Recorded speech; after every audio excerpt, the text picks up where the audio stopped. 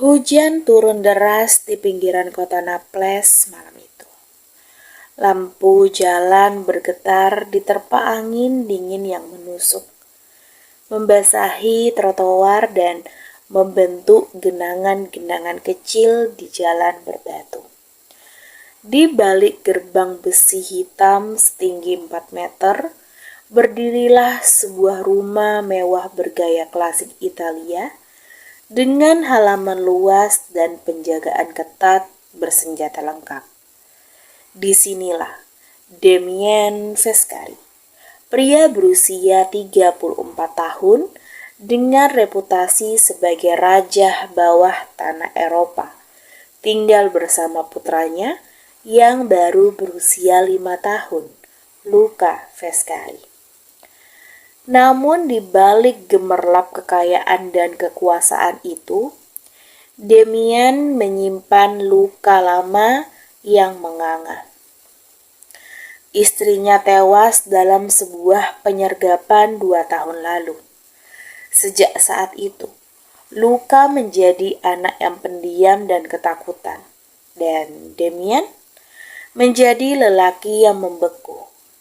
Dia berhenti tersenyum, berhenti percaya pada siapapun, dan tenggelam dalam dunia penuh darah dan peluru.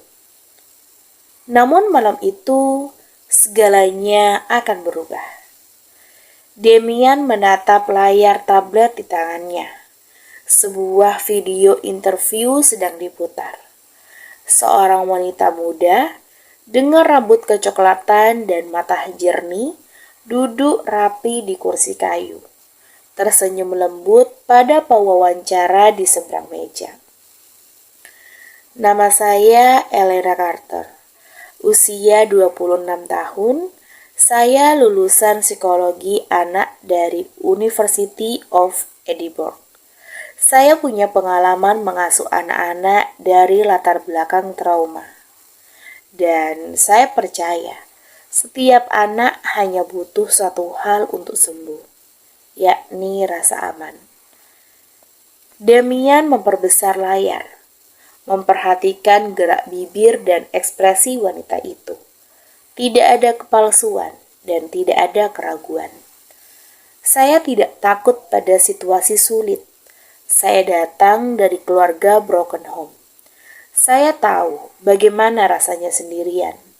Karena itu, saya ingin menjadi seseorang yang bisa memberikan dampak meski itu kecil. Damien terdiam lama. Kemudian, dengan suara berat yang menjadi ciri khasnya, dia berkata pada Mario, tangan kanannya, yang berdiri di belakangnya, "Bawa dia ke sini. Wawancara langsung besok pagi." Keesokan harinya, langit masih kelabu saat Elena Carter turun dari mobil hitam yang menjemputnya di hotel kecil dekat pelabuhan. Dia menatap rumah besar di depannya, merasa seperti berada di dunia yang benar-benar berbeda. 3 pria bersenjata memeriksanya sebelum membiarkannya masuk. Dia disambut oleh seorang pria bernama Mario yang mengenalkannya dengan sopan tapi dingin, lalu membawanya melewati lorong panjang menuju ruang baca bergaya Victoria. Di sanalah, untuk pertama kalinya Elena bertemu dengan Damien Foscari. Damien duduk di kursi kulit gelap, mengenakan setelan hitam dengan dasi yang longgar. Wajahnya tajam, dingin, nyaris tanpa ekspresi. Tapi yang paling menusuk adalah matanya. Mata pria yang sudah kehilangan terlalu banyak. "Sit," katanya pendek. Elena duduk, berusaha tetap tenang meski keringat dingin mengalir di punggungnya. Ini bukan interview biasa. Lelaki ini bukan ayah biasa. Dan ini bukan rumah biasa. Damien membuka percakapan dengan satu kalimat. "Kau tahu siapa aku?" Elena menatapnya dengan lurus. Saya tahu, tapi saya di sini bukan untuk menilai, Tuan Feskari. Saya hanya ingin membantu Luka. Demian menaikkan alisnya. Banyak yang datang mengatakan hal yang sama. Tapi begitu tahu saya mafia, mereka akan lari. Saya tidak akan lari dari anak-anak, dan bukan urusan saya dengan apa yang Anda lakukan di luar peran Anda sebagai seorang ayah. Untuk pertama kalinya, Demian mengamati wajahnya lebih dalam. Ada sesuatu dalam tatapan Elena, bukan keberanian sembrono, tapi ketulusan yang langka. Dia mengangguk pelan. Luka ada di lantai atas. Kau bisa mulai dari hari ini. Elena bertemu Luka di ruang bermain. Bocah itu sedang duduk di sudut, memeluk boneka beruang putih dan menghadap ke jendela. Dia tidak bereaksi saat Elena masuk. Tidak bicara, tidak menoleh. Hanya memeluk boneka itu erat-erat. Seolah itu adalah satu-satunya hal yang masih bisa dipercaya. Hai Luka, sapanya dengan lembut. Namaku Elena. Boleh aku duduk di dekatmu? Tidak ada jawaban. Tidak ada gerak. Elena duduk beberapa meter darinya, mengeluarkan buku bergambar dan mulai membacakan kisah. Dia tidak memaksa anak itu untuk mendengarkan, tidak mencoba untuk menyentuhnya, hanya membaca. Suaranya tenang dan konsisten. Hari pertama berlalu tanpa sepatah kata pun dari Luka. Hari kedua, ia menoleh sebentar. Hari ketiga, ia duduk lebih dekat. Hari kelima, dia berbicara. Suaranya kayak mama. Elena menoleh dengan cepat. Hatinya tercekat, tapi dia menahan air matanya. Terima kasih, Luka. Itu pujian terbesar yang pernah saya dapatkan. Demian melihat semua itu dari layar CCTV di kantornya. Dia menyaksikan keajaiban itu pelan-pelan tumbuh. Dan tanpa sadar, untuk pertama kalinya dalam 2 tahun, pria itu tersenyum. Namun kedamaian itu tidak bertahan lama. Di balik layar, seorang musuh lama Demian yang bernama Giovanni Ricci tengah membangun kembali pasukannya. Ricci dulu adalah anak buah Demian sebelum akhirnya berkhianat dan mencoba merebut kekuasaan. Kini dia kembali dan dia tahu kelemahan Demian, yaitu putranya. Bawa anaknya, bakar semua yang dia cintai, kata Ricky kepada bawahannya. Dan pastikan wanita baru itu menderita dulu sebelum dia mati. Sore itu, rumah Demian terasa terlalu tenang. Langit mulai berubah jingga, menandakan malam akan segera datang. Elena baru saja selesai menidurkan Luka dan sedang menata mainan di ruang tengah ketika Demian masuk tanpa suara. Aku melihat dari monitor, ucapnya pelan. Luka memelukmu hari ini. Elena menoleh. Dia manis. Luka di dalam dirinya dalam sekali. Tapi dia ingin sembuh. Dia hanya butuh tempat aman. Demian menatap wanita itu cukup lama, lalu berkata, dan kau jadi tempat amannya. Elena tidak menjawab. Ada ketegangan aneh di udara. Bukan ancaman, melainkan sesuatu yang tidak terucap. Seperti benih yang baru pecah dari cangkangnya dan belum tahu apakah dia akan tumbuh atau dibunuh sebelum ia mekar. Sementara itu, di pelabuhan Tua Naples, Giovanni Ricci menatap peta rumah Feskari dengan cermat. Pria itu kini berkepala pelontos. Wajahnya penuh dengan luka bakar akibat perang mafia lama. Di balik tubuh kekarnya, dia menyimpan dendam yang mendidih. "Penyerangan malam ini," ujarnya dengan dingin. "Kita ambil bocahnya dan perempuannya. Tapi sistem keamanannya?" "Saya bilang malam ini," bentaknya. "Kau pikir dia akan selamanya bisa menyembunyikan kelemahan?" Malam itu, Elena terbangun dari tidurnya. Ada suara aneh, seperti bunyi kaca pecah jauh dari kamar Luka. Dengan cepat dia berlari keluar kamar, membuka pintu kamar si kecil, dan Luka tidak ada. "Luka!" jeritnya panik. Terdengar letusan senjata. 1, 2, 3. Elena menjerit, berlari ke arah suara itu. Tapi sebelum dia bisa mencapai tangga, seseorang menarik rambutnya dari belakang dan menyekapnya dengan kain hitam. "Demian!" teriaknya sebelum semuanya gelap. Di lantai bawah, Demian melawan dengan brutal. 3 penyerangan bersenjata menyerbu dari jendela dapur. Tapi pria itu bukan orang biasa. Ia menembak satu orang tepat di mata, melempar pisau ke leher satu lainnya, dan mencekik yang ketiga hingga kehabisan nafas.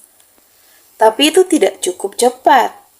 Ketika ia tiba di lantai atas, Luka dan Elena sudah tidak ada. "Tidak," bisiknya.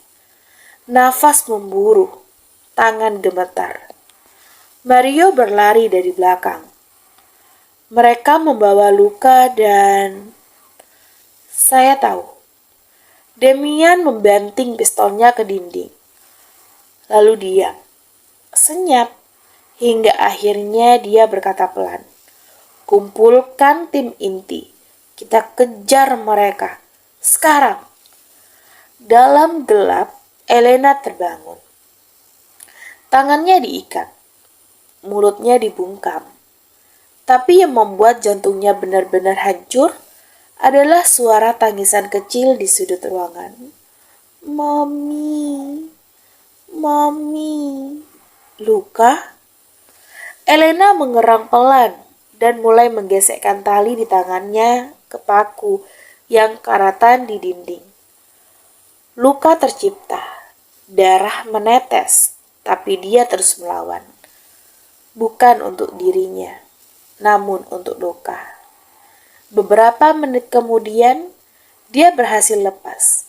Dia langsung merangkak menuju anak itu dan memeluknya. "Shh, Mami di sini." Mata Luka melebar. "Mami?" Elena tersenyum lembut. "Iya, Mami palsu. Tapi aku akan jadi mamimu malam ini." Dan dia bersumpah dia akan melindungi anak itu, meski ia harus mati. 3 jam kemudian, Demian dan timnya menyerbu gudang tua di luar kota berdasarkan jejak GPS tersembunyi di boneka beruang Luka. Pintu digedor, peluru berhamburan. Demian menyerang seperti iblis dari neraka dengan 2 pistol di tangan. Dia menembak persis. Para penjaga Ricky tumbang satu persatu. Tidak ada belas kasih, tidak ada jeda. Akhirnya, Demian menemukan Elena dan Luka bersembunyi di bawah tangga. Luka memeluk Elena dengan erat. Saat mata Demian dan Elena bertemu dalam kekacauan itu, waktu seakan berhenti. Ia berlari dan memeluk mereka berdua. "Kau menyelamatkannya," bisiknya pada Elena. Elena hanya menangis dalam pelukannya. Setelah semuanya reda, Mereka bertiga duduk dalam helikopter menuju ke rumah. Luka tertidur di pangkuan Elena. Demian menatap wanita itu dengan lama. Aku berhutang hidupku padamu. Elena menatap keluar jendela. Aku tidak melakukannya karena itu. Aku melakukannya karena aku mencintainya. Karena aku... Demian menunggu. Tapi Elena tidak menyelesaikan kalimatnya. Tapi dia tahu. Pria itu tahu perasaan itu telah tumbuh. Dan dia tidak menolaknya. Bahkan dia menginginkannya juga. Pagi di Roma terasa asing bagi Elena. Setelah malam penuh dara dan penyelamatan yang nyaris mustahil, rumah besar Demian seakan berubah fungsi. Bukan lagi sekedar markas mafia, tapi medan penyembuhan. Demian berdiri di balkon kamarnya, mengenakan jubah satin hitam, menatap langit jingga. Secangkir kopi di tangan kirinya bergetar pelan. Luka tembak di lengannya sudah dijahit. Tapi ada luka yang lebih dalam dari itu. Luka rasa bersalah. Aku seharusnya bisa mencegah semua itu, gumamnya. Elena melangkah masuk. Rambutnya diikat longgar. Luka gores di pelipisnya mulai memudar. Dia mengenakan gaun sederhana pemberian Demian. Cantik, sangat cantik. Tapi matanya masih menyimpan sisa trauma. Kau menyelamatkan kami, kata Elena dengan pelan. Itu yang penting. Demian menatapnya dengan lama. Kenapa kau melindungi luka sekuat itu? Elena menatap ke bawah, lalu menatap ke mata pria itu. Karena aku tahu rasanya jadi anak kecil yang ditinggalkan ibunya dalam dunia yang penuh darah. Demian tertegun. Apa maksudmu? Elena menghela nafas, lalu membuka luka lama itu. Ayahku dulu adalah tangan kanan mafia Rusia. Ibuku kabur saat aku berumur 6 tahun. Aku tumbuh dalam kekacauan, dipaksa mencuri dan membunuh. Hingga suatu hari aku melarikan diri. Aku sembunyi, ganti identitas, belajar menjadi manusia baru. Demian menatapnya dalam. Ternyata mereka sama. Dua jiwa luka, bertemu di tengah medan perang. Jadi, kau bukan wanita biasa. Aku tidak pernah jadi wanita biasa, bisik Elena. Sementara itu di sisi lain di Eropa, Giovanni Ricci ternyata belum mati. Dia berhasil lolos dari ledakan di gudang, dibantu oleh jaringan mafia Meksiko, Kartel de la Sangre. Di sanalah ia membentuk rencana baru. Kita ambil semua wilayah Demian. Kita buka luka lamanya dan kita rebut wanita itu. Ucap Ricci penuh racun. Kita akan paksa dia memilih. Hari-hari berlalu di markas Demian. Luka mulai tersenyum lebih sering.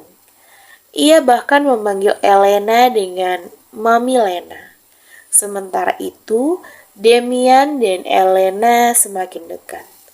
Suatu malam, setelah luka tidur, mereka duduk di taman belakang. Di bawah langit berbintang, Elena memeluk lututnya, dan Demian duduk di samping membuka botol wine. Aku tidak tahu bisa merasakan begini lagi, ujar Demian. Damai, tenang, ingin hidup. Elena menoleh. Kau ingin keluar dari dunia ini? Demian ragu. Tidak.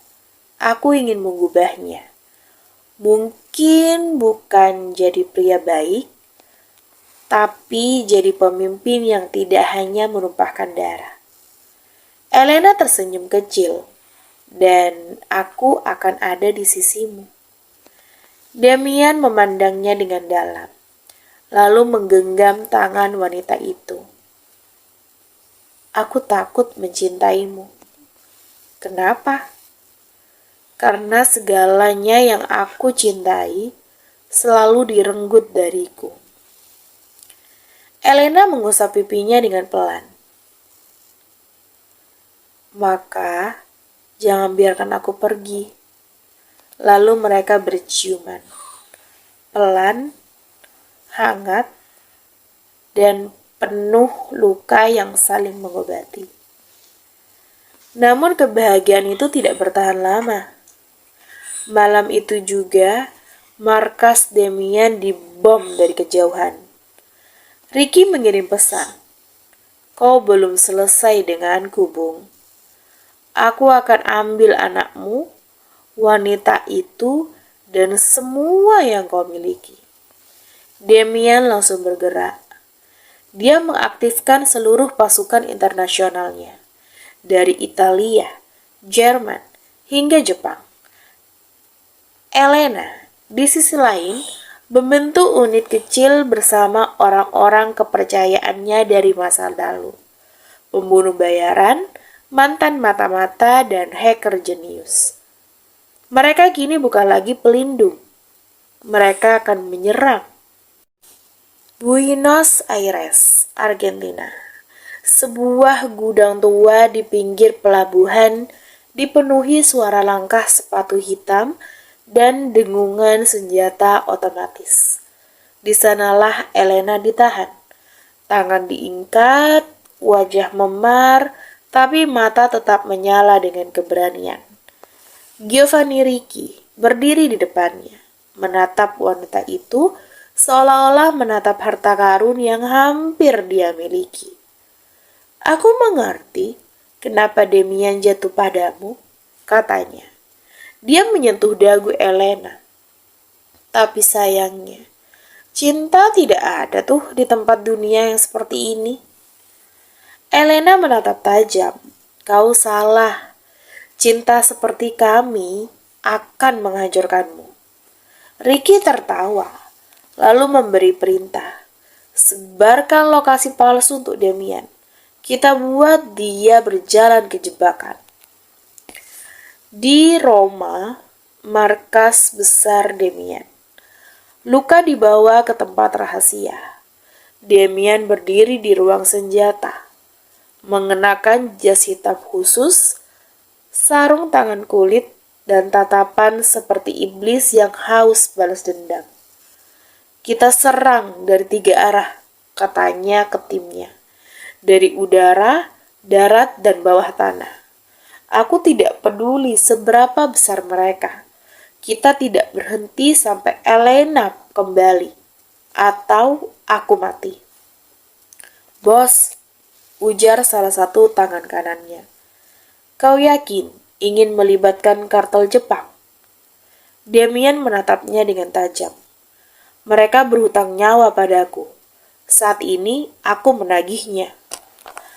Pertempuran pun dimulai. 3 negara, Italia, Jepang, dan Rusia bersatu di bawah satu nama Damian Foscari. Pasukan Damian mengepung Buenos Aires. Di udara, drone tempur terbang. Di laut, kapal siluman menyusup. Di darat, penembak jitu tersembunyi. Elena, yang berhasil melepaskan ikatan dengan trik masa lalunya, menyalakan sinyal darurat di jam tangannya. Damian melihatnya. Dia hidup. Dengan ledakan di jantung malam, Damian masuk ke dalam gudang. Satu persatu anak buah Ricky dilumpuhkan dengan tembakan presisi. Elena mendengar suara tembakan dan dia tahu itu siapa. Dia tersenyum. Datanglah sayang. Akhirnya, Damian dan Ricky saling berhadapan. Kau menculik wanita yang kucintai. Kau mengancam anakku. Kau ingin semuanya. Ambil. Tapi aku akan ambil nafas terakhirmu lebih dulu, ujar Demian dengan dingin. Mereka berduel, tinju bertukar, pisau mencakar kulit, darah mengalir. Tapi Demian, didorong oleh cinta dan amarah, berhasil menikam jantung Ricky. Sebelum mati, Ricky tersenyum pahit. Kalau aku mati, kau jadi raja kegelapan, Demian. Hati-hati, cinta bisa jadi racun. Demian membalas, cinta yang justru menyelamatkanku. Dia menatap Elena, yang datang menjerit sambil menahan luka di kakinya. Mereka berpelukan di tengah puing, darah, dan peluru.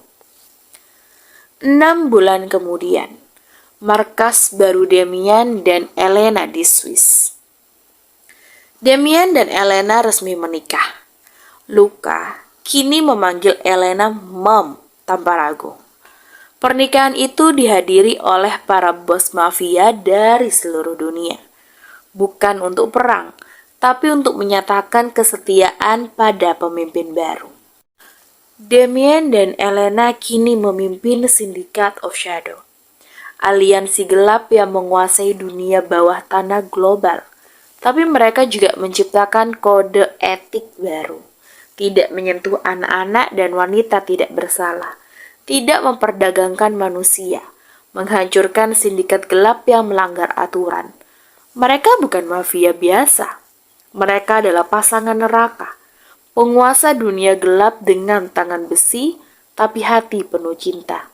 Dan cinta itulah yang membuat mereka tidak terkalahkan. 2 tahun telah berlalu sejak Demian Vescari dan Elena menjadi pasangan paling ditakuti, sekaligus paling dicintai dalam dunia bawah tanah. Kekuasaan mereka menyebar dari Eropa hingga Amerika Selatan. Tapi di balik kemenangan mereka, ada musuh lama yang bangkit diam-diam. The Black Thorn. Sindikat gelap yang dipimpin oleh Milena Dracovic, wanita dingin dari masa lalu Elena. Milena bukan hanya musuh biasa. Dia adalah mantan saudari angkat Elena yang mereka tumbuh bersama dalam pelatihan rahasia milik mafia Balkan. Kini, Milena datang bukan hanya untuk kekuasaan, tapi juga untuk balas dendam. Luca, putra Demian yang kini berusia 10 tahun, sudah tidak bisa lagi dibohongi. Dia tahu ayah dan ibu barunya menyembunyikan sesuatu. Sesuatu yang lebih besar daripada cerita dongeng sebelum tidur. Ketika Luca hampir diculik oleh kaki tangan Blackthorn, di taman rahasia mansion Swiss mereka, semuanya terungkap. Luka itu tidak hanya mengguncang kepercayaan Luca, tapi juga menoreh luka dalam antara Elena dan Demian. Mereka berdua saling menyalahkan. Demian merasa Elena membawa musuh ke rumahnya. Elena merasa tidak pernah diterima sepenuhnya sebagai ibu Luca. Leonard, tangan kanan Demian sejak zaman kuliah, ternyata diam-diam menjalani kerjasama dengan Milena. Ia tergoda oleh tawaran kekuasaan dan dendam pribadi yang belum selesai pada Demian. Sebuah pengkhianatan besar pun terjadi. Markas logistik Vescari di Italia terbakar, jalur senjata dibekukan, dan informasi rahasia bocor. Puncaknya, serangan langsung di mansion mereka di Swiss. Elena terluka parah, terkena serpihan ledakan saat melindungi Luca. Demian, yang sebelumnya berjanji tidak lagi turun tangan langsung dalam kekerasan, berubah. Ia turun ke lapangan sendiri dan menghabisi 5 markas Blackthorn dalam waktu seminggu. Dunia mafia kembali gemetar. Dalam masa pemulihan Luca, Elena menyimpan satu rahasia lain. Dia sedang mengandung. Luka yang ia alami nyaris merenggut nyawa bayi dalam kandungannya. Tapi dengan semangat dan perawatan terbaik, Elena bertahan. Lahirlah seorang anak perempuan yang ia beri nama Serafina, Foscari, Dracovic. Darah Italia, Rusia, dan Balkan mengalir dalam tubuh mungil itu. Serafina adalah simbol kekuasaan baru, perpaduan antara dua dunia yang dulu bertarung dan kini bersatu. Demian mencium kening bayinya dan bersumpah, tidak seorang pun akan menyentuhmu tanpa melewati neraka lebih dulu. Milena tidak menyerah. Dia mengumpulkan sisa pasukan untuk melakukan kudeta terakhir di Dubrovnik, tempat awal Elena dibesarkan sebagai calon pewaris mafia Balkan. Tapi kali ini, Elena tidak bersembunyi. Dengan bekas luka yang masih terbuka dan Serafina yang dibalut pelindung di dada, Elena memimpin sendiri pasukan perempuan dari Balkan, didukung pasukan Foscari dan teknologi luka yang ternyata seorang jenius. Dalam pertempuran brutal yang berlangsung selama 36 jam, Milena berhasil ditangkap hidup-hidup. Leonard, si pengkhianat yang mencoba kabur, dihabisi oleh luka dengan tangannya sendiri. Damien dan Elena kini memimpin The Devils, sistem mafia internasional yang mengatur aliran kekuasaan, keadilan di dunia gelap, dan perlindungan bagi mereka yang setia. Luka tumbuh menjadi pewaris yang cerdas dan dingin. Serafina, meski masih kecil, sudah menunjukkan bakat yang luar biasa dalam strategi. Elena dan Damien berdiri di balkon kastil mereka di Swiss, menatap dunia bawah. Dengan senyum kecil, Elena berkata, "Siapa sangka, Neni dan Duda bisa menjadi penguasa dunia." Damien menggenggam tangannya. "Karena kau bukan Neni biasa, kau iblis sama sepertiku." Mereka mencium satu sama lain, bukan karena mereka baru jatuh cinta, tapi karena mereka sudah membangun kerajaan dari darah dan cinta.